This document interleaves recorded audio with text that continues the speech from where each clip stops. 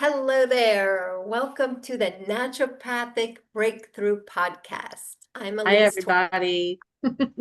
and I'm here with my co-host, Felicia Wilson. And today we are going to talk about the power of chiropractic care. And we are lucky enough to have Dr. Mia Bach with us. Hello. And we are just going to, as you know, we're here, we're all about natural health and wellness, and we're on this movement. So we're bringing out people that we meet that is in the natural health field and just sharing information. So we're excited to talk with you today, Dr. Mia. I'm Yes. excited too. Thanks for having me. Awesome. Thanks for You're coming. welcome. So I guess first question, what inspired you to become a chiropractor and how did your journey begin? So I actually grew up in chiropractic. I'm a second generation chiropractor. I was adjusted minutes after I was born and Wow. never was really exposed to the traditional medical system. My dad was always my primary care growing up. It was very rare I went to a true medical facility. And anytime I was in that setting, I was like, this, I know I want to help people, but this isn't quite the way. So after high school, I went to Life University in Marietta, Georgia, and actually did something called the pre-DC program. So I was able to do my undergrad and then transition kind of fast track into the chiropractic program. Okay. Yeah. So I spent about 5.5 years down there in total to do my DC and my undergrad, and I moved to Mhm. Florida after. And is that like one of the biggest schools in the country? Because I think that's where a lot of chiropractors come from, right? That Yeah, school. yeah. Life is one of the biggest ones. There's a couple out in the Midwest as well, but Yeah. stuck to Okay. the East Coast. Awesome. Awesome. So, what are some of the biggest misconceptions people have about chiropractic care that you run into? Yeah, I'd say there's two. I'm a very gentle chiropractor, so I think one of the biggest misconceptions I see frequently in my office, I'm never aiming on cracking or popping of the spine or the neck specifically. That's just gas being released from joint capsules. It's not actually indicating an adjustment, but I feel like that's Okay. often associated with the chiropractic adjustment now. So I feel like that's a big misconception of like if it doesn't pop, it didn't adjust, which is not Okay. true at all. And then other thing I think people, I just did a lecture the other week and got asked about this is, I heard once you started going to a chiropractor, you always have to go, like you can't stop, which isn't true. A lot of times people will complete a round of corrective care and then stick with maintenance because they feel so good. But it's not one of those, like most people choose to continue going. It's not that they have to. They just know the benefits. They've seen where they started and where they came from and where they're at after care. And it's like, why would I stop? It's not Okay. like, oh, I have to keep going, All right. So they have transitioned out of their critical, whatever they're doing, and now Yep. they're just like, I feel so good. I just want to keep going. Yeah, and some people Okay. come in once a week, some people come in once a month, once every 6 weeks. It kind of just it depends on the person, but it's never like, oh, I have to keep going. It's, I want to keep going because I feel so good kind of thing. Okay. All right. Awesome. Cool. So how does chiropractic care, or actually, let me ask you, how can you explain what a typical first visit looks like and what Mhm. people should expect? That might be Yeah. good. So typical first visit, I'll do a consultation, review paperwork and their chief complaint. We'll talk about everything that's going on, make sure it is a chiropractic case. From there, we'll move into an exam, which involves evaluating the area specifically of complaint, performing range of motion, doing appropriate orthopedic tests, really see what's going on. And then a lot of times x-rays are necessary, in my opinion. Um, you never know what's going on in the spine unless you truly see an x-ray. Some people could have some different anomalies that, we're taught in school. If they're not bothering them, you don't want to adjust it and then, cause an issue. So I always say x-rays are pretty important. To see is to know, to not see is to guess about the spine. Uh, Right.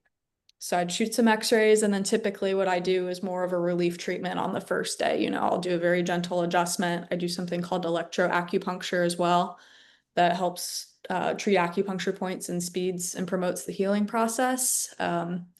because I want to really take the time day one to review everything, the x-rays, and put all the exam findings together so I can come up with a care plan and truly figure out exactly what's going on and what it'll take to fix it. Okay. All right. So would you say that if you're going to go to a chiropractor that you should expect that they take x-rays? Like, And that depends chiropractor to chiropractor. Some people do, some people don't. That's just my preferred method. That's kind of how I grew up. That's the way my dad practices. mhm, I don't think that people that don't take x-rays aren't good chiropractors. There's so many different techniques. There's techniques out there that don't call for x-rays. Part of their analysis, is sufficient for finding and identifying spinal subluxation, which is what we treat as chiropractors, and x-rays aren't necessary all the time, but I just prefer okay. to have them. Yeah. Yeah. Well, I think that makes sense to me Yeah. that you would kind of want that baseline too, right? Yeah, it's especially older, or it's especially important for older populations too, looking at degrees of degeneration. Because the x-rays are really truly a tool too to show the patient, hey, this is what's going on, and one, this is what we need to do to correct it. And in cases of degeneration, we want to slow and or stop this process before you need surgery. So it's a good visual for the patient too to see like, hey, this disc in my lumbar spine is really bad, and the other ones are bad, but not quite that bad. Something must be going on at that level, and we want to get on Yeah. top of it. So I guess that does kind of lead into how does like chiropractic care fit into larger preventative health plan? Yeah. Um, yeah. So when I saw this question, it made me go back to the misconceptions too. I think the third misconception is that chiropractic is just about neck and back pain, which is not true, kind of leading into this question. Um, We've got over 300,000 nerve fibers that exit out of our spinal column, and those innervate all of our organs, muscles, tissues, ligaments, cells. So a lot of times people will find that through care, like stomach ulcers as an example. Sometimes people have relief from their ulcers, those will start to heal, or, other digestive issues.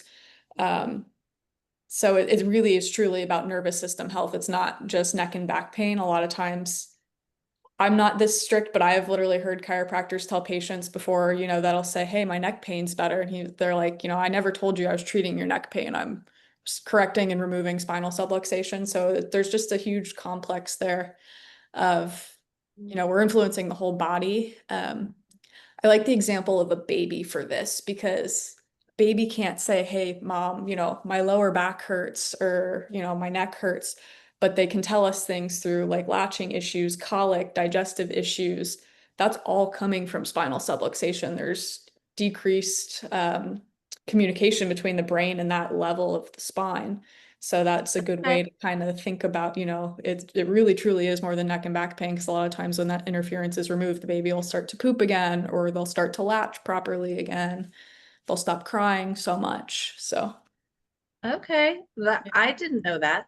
Yeah. I mean, as far as the whole, you're right. I think of chiropractor as bones and joints. Yeah.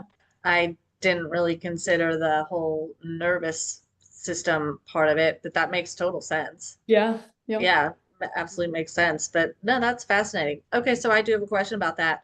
If you have an infant or a little one, do you need to go to a chiropractor that specializes? I mean, is that a specialty of chiropractic? Yes and no. There's so many different techniques out there and so many different certifications. I'm Webster Technique certified, which is actually used throughout pregnancy to help support mom and baby through pregnancy. Um, but we're all trained in school. We all take pediatric classes. So every chiropractor should have, the fundamental training to adjust, an infant or, a Okay. small child. Um, and pretty much the only difference is like we would change our contact size. So, a little infant, I would use my pinkies as a contact on their neck versus, other people I'm using these fingers kind of thing. So, Okay. yep. Okay. Well, that's super interesting. Yeah. Yes. All right, well, I'll go into the next question here. So, what's one surprising result or success story you've seen with a patient that really stuck with you? There's so many.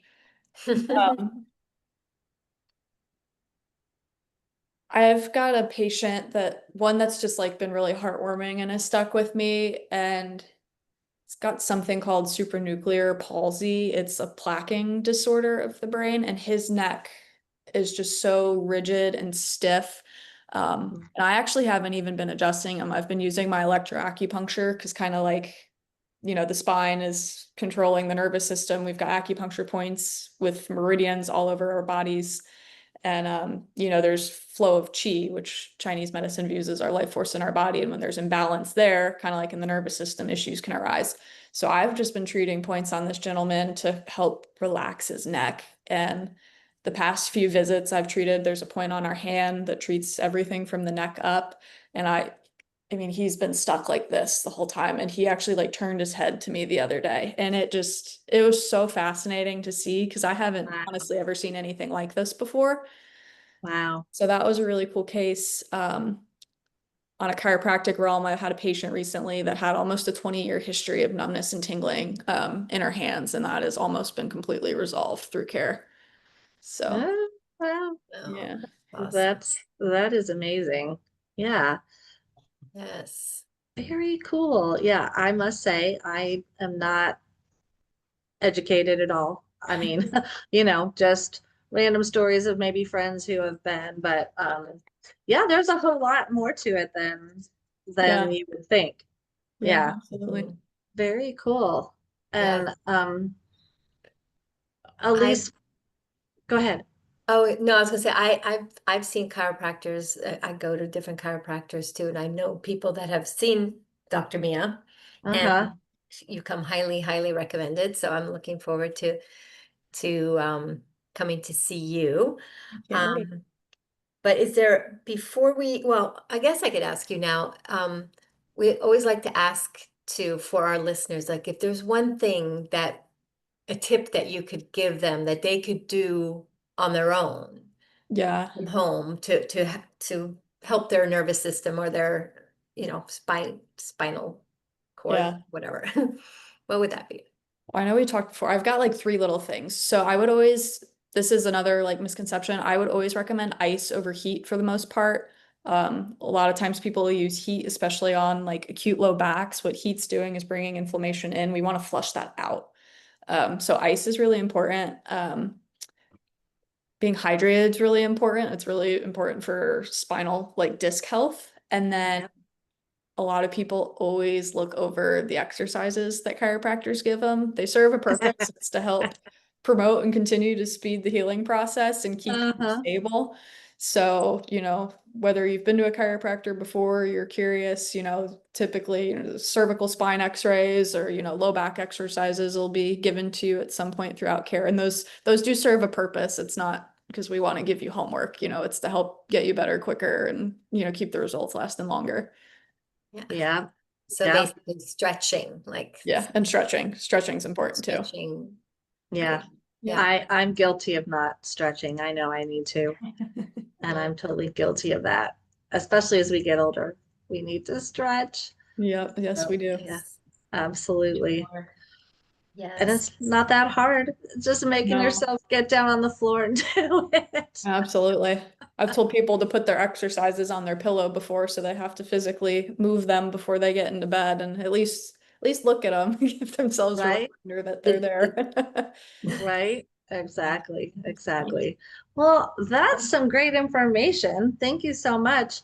I think that Dr. Mia, you had a special offer to somebody who listens to this on the YouTube channel if you're Yeah, yes, local here in yeah, the actually, Clearwater Dunedin area. I was just gonna say yes. So we forgot to mention she is in Dunedin, yes, water Hmm. yeah, area, Florida. So if anyone is in this area, definitely you need to, reach out. Her information will be in our Facebook groups. I'll give you that information right now. So if you go to Naturopathic Breakthrough Community on Facebook, you can become um, a member there, or you can reach out to us on email, naturopathicpodcast@gmail.com. But and we're going to have Dr. Mia's information all in there, but you had a little special for anyone local that want to come and see you. If they mentioned yeah. they saw you here, what are we gonna? Yeah, if anyone local, if you come in and reference, that you found me through this lovely podcast episode, I will offer complimentary electroacupuncture. I actually have my tool here, so this is what I use. It's a form of needleless acupuncture. Mm. I will offer complimentary electroacupuncture with chiropractic care if you reference the podcast on your Ooh, that's a great bonus. Thank you so much for that. referral. People Yes. take advantage. Go see Dr. Mia. Go to our Facebook page and check her out. And thank you so much. Again, this was really great information. I appreciate you taking the time out of your busy day Yeah, thank you. This Yes. was so much to chat fun. with We us. caught her on a break, so we're gonna make this short and sweet. And thank you so much, Dr. Mia. Yes, thanks Thank again. you. And You're welcome. Thank you. All right. all Have a right, wonderful day. Bye, everybody. Thank you. bye. Bye. Bye. End recording.